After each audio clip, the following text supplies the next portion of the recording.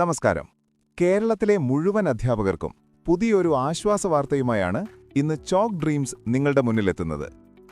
KTET 2026 ഫെബ്രുവരി പരീക്ഷയ്ക്ക് അപേക്ഷിക്കാൻ തയ്യാറെടുക്കുന്ന സർവീസ് ടീച്ചർമാർക്കുണ്ടായിരുന്ന വലിയൊരു തലവേദനയാണ് ഇപ്പോൾ ഒഴിഞ്ഞുപോയിരിക്കുന്നത്. ഐഡന്റിഫിക്കേഷൻ സർട്ടിഫിക്കറ്റ് ഇനി നിർബന്ധമാണോ?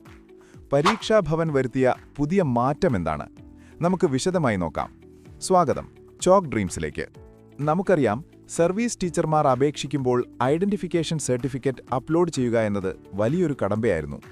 എന്നാൽ ഇന്നു മുതൽ അപേക്ഷാ പോർട്ടലിൽ വലിയൊരു മാറ്റം വന്നിട്ടുണ്ട്. നിങ്ങളുടെ കയ്യിൽ പെൻ നമ്പർ ഉണ്ടെങ്കിൽ ഇനി ഈ സർട്ടിഫിക്കറ്റ് അപ്ലോഡ് ചെയ്യേണ്ടതില്ല. രജിസ്ട്രേഷൻ പേജിൽ ഐഡന്റിഫിക്കേഷൻ സർട്ടിഫിക്കറ്റ് എന്ന കോളം ഇപ്പോൾ ഓപ്ഷണലായി മാറ്റിയിട്ടുണ്ട്. അതായത്, പെൻ നമ്പർ നൽകുന്ന അധ്യാപകർക്ക് മറ്റധിക സർട്ടിഫിക്കറ്റുകൾ ഇല്ലാതെ തന്നെ അപേക്ഷ പൂർത്തിയാക്കാം. എന്നാൽ പെൻ നമ്പർ ലഭ്യമല്ലാത്തവർ മാത്രം പഴയതുപോലെ സർട്ടിഫിക്കറ്റ് അപ്ലോഡ് ചെയ്താൽ മതിയാകും. അതുകൊണ്ട് അധ്യാപക സുഹൃത്തുക്കളെ, അവസാന തീയതിയായ മാർച്ച് 7-ന് മുൻപായി തന്നെ അപേക്ഷകൾ പൂർത്തിയാക്കുക. ഈ പ്രധാന വിവരം കേടെറ്റ് എഴുതുന്ന നിങ്ങളുടെ സഹപ്രവർത്തകരിലേക്കും ഗ്രൂപ്പുകളിലേക്കും ഷെയർ ചെയ്യാൻ മറക്കരുത്.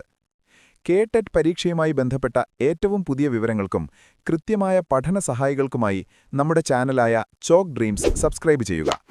അടുത്ത ഒരു പ്രധാന അപ്ഡേറ്റുമായി വീണ്ടും കാണാം. നന്ദി.